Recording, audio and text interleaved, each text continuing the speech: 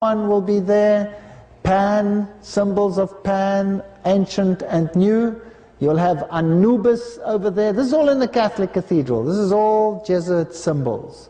And Anubis, the god of the dead. You'll have the Phoenix. The original for Phoenix was Phoenix. And if you added up the numerical value, it is 666. And Phoenix stands for the shining one. It was a symbol of Lucifer. And please notice the symbols of this deity, again in the form of Saturn over here. Notice this ribbon. Americans will find this ribbon very interesting. You see it exactly, look at exactly what it looks like. It's the ribbon associated with this deity. You'll find it on your dollar bill, for example, if you look nicely. And if you look at that symbol over there, you'll see that that is a symbol that is used by a very huge company in this country.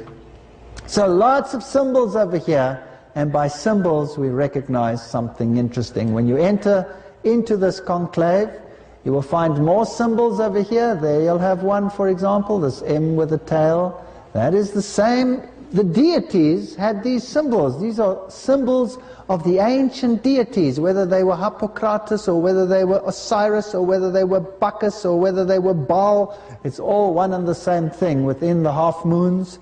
These are all occult symbols. So when an occultist comes to this church, he knows he's not in a Christian church. He knows he's in an occult church. That's why he realizes that these symbols over here are symbols of the female deity, the wavy lines, the symbol of Aquarius, the yin, the yang, and these over here. Can you see that this is a 7 and a 6 intertwined? In the mystery, the 7 and the 6 is the same. In fact, they're interchangeable. That's where the saying comes from, to be at 6s and 7s. Not knowing whether you're a 6 or whether you're a 7, because Satan is both. He is the 666 and he is the 7 because he thinks he is a deity. Notice that the deities' names for Hermes and all of these deities even have the tail of the serpent, the dragon. Don't think that this is a symbol of Jesus Christ. This is a symbol of Saturn, the lamb that was slain. And you have all these animals over here, which are mastered off the biblical versions. Over this Roman Catholic cathedral over here, you have this one over here. Now, who's that? That's Bacchus. Was Jesus ever like this, entwined in the grapes? Never. And over here on this Jesuit symbol, you have the open hands as a symbol, you have the crystals, and then you have this shape over here. Let's not go into the details of that. Anybody with a little bit of a mind would be able to figure that out. And then you have IHS, warped mind. Then you have here the pillars. This is the Roman Catholic Cathedral in London. Notice what you have over here. There you have the compass.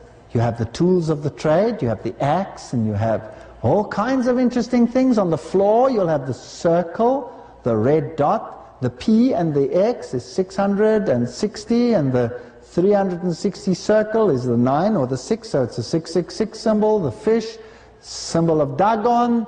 This is the symbol of Isis or of Horus, and the lamb again a symbol of Saturn. And in this Catholic cathedral, the black and the white squares, the god was both good and evil. You have the phoenix rising. That was always just a symbol of Lucifer, of no one else. The peacock is the all-seeing eye of the sun god, so the peacock was associated with Isis.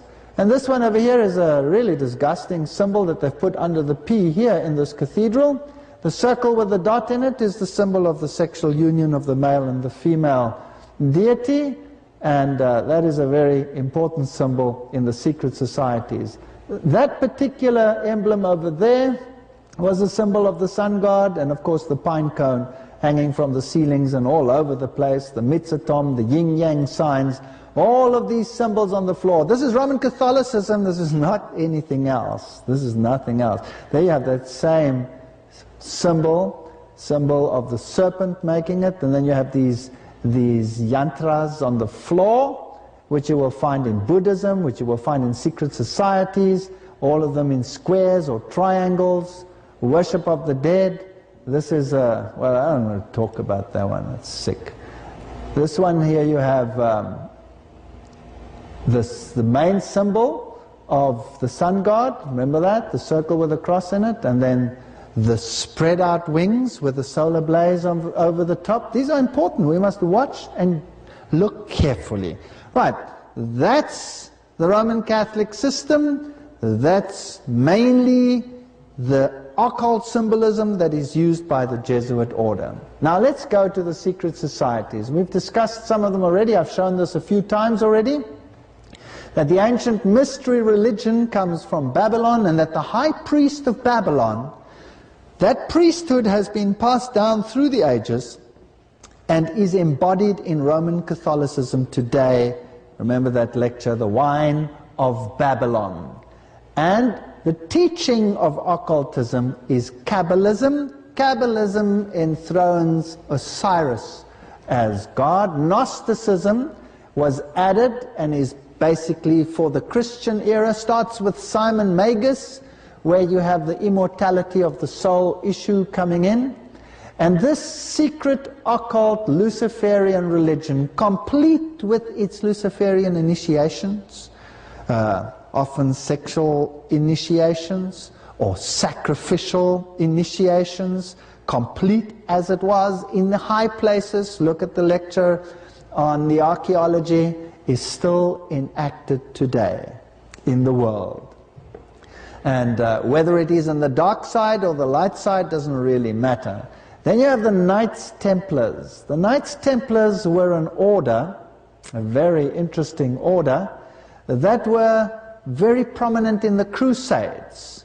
And they were the ones who spent their time in Jerusalem, and they were very, very wealthy. They owned huge tracts of land all over the world. They had banks, they had the money in the world. That was the most prominent papal organization.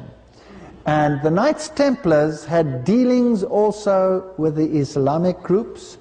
And the Knights Templars were actually put to an end when the King of France arrested the main man, or the leader of the Knights Templars, who was Desmalloy.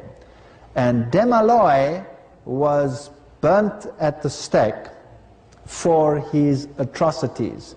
What they had to do, and the papacy was asked to investigate it, they tried to postpone it many, many times, the Knights Templars were to become initiated by spitting on the cross and trampling on the cross, rejecting Jesus Christ, and by partaking in the vilest of all ceremonies of initiation, which included sodomy and all kinds of things like that, and they were sworn allegiance to Lucifer.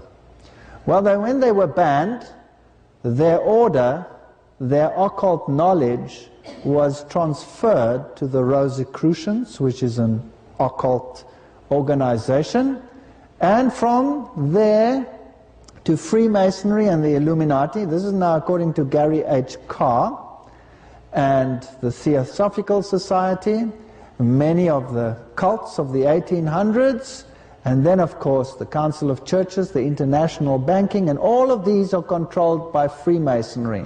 Now these here are Roman Catholic orders. In fact, they begin over there, they work their way through here. This organization, when the Knights Templars were banned, they found protection under the King of Spain, for example, and soon this order rose.